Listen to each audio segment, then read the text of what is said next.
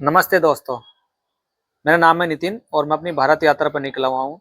और अभी मैं हम्पी कर्नाटक में हूँ। और यहाँ पर आज हम बात करते हैं मन क्या है। अक्सर हम बात करते हैं कि मेरा मन ये कर रहा है, मेरा मन ये चाहता है, मेरे मन को बुरा लगा, अच्छा लगा। तो फिर आखिर ये मन क्या है, इसकी परतों में जाते हैं। सबसे पहले मन कोई सिंगल इकाई नहीं है।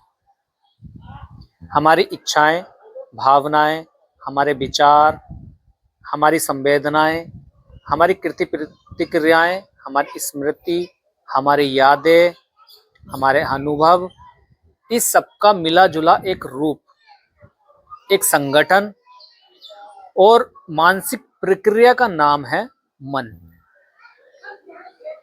तो मन जो है वो पूरा का पूरा सिस्टम है। मान लीजिए कि मन को हम इस तरीके से देख सकते हैं कि मन वो चीज है जो इन सबको होने के लिए एक स्थान देता है। मतलब मन में सब चीज प्रकट हो रही है। हमारी इच्छा उठ रही है, वो मन के भीतर उठ रही है, या वो मन का एहसास दे रही है। हमारे विचार उठ रहे हैं, वो मन के भीतर उठ रहे हैं। हमारा कोई भी अनुभव, कोई भी क्रिया प्रतिक्रिया, सब कुछ मन के भीतर उठ रहा है। और मन हमें व्यक्तिगत तौर पर लगता है, लेकिन मन व्यक्तिगत तौर पर नहीं है, मन अव्यक्तिक है। मतलब मन सार्वभौमिक है। जब हम एक व्यक्तिगत तौर पे एहसास करते हैं मन को, तब वो लगता है कि मेरा मन या उसका मन। लेकिन हकीकत यह है कि मेरा मन और उसका मन जैसा कुछ नहीं होता है। सिर्फ एक मन है जो इन सबको घटाने, इन सबको अनुभव कराने का एक सिस्टम है। अब हम बात करते हैं कि जब ये कहा जाता है कि मन के पार जाना है या मन से मुक्त होना है, तो सबसे पहले हमें अपने मन के साथ, मन मतलब हमारी इच्छाएं, विचार, हमारी कोई भी भावना, चाहे वो डर की हो, लालच हो, आनंद हो, सुख हो, दुख हो, कोई भी भावना हो, वो मन के भीतर उठ रही है बहुत सारे कारणों से। हमें उनसे लड़ाई नहीं लड़नी, हमें उन्हें देखना है कि ये मन के भीतर उठी।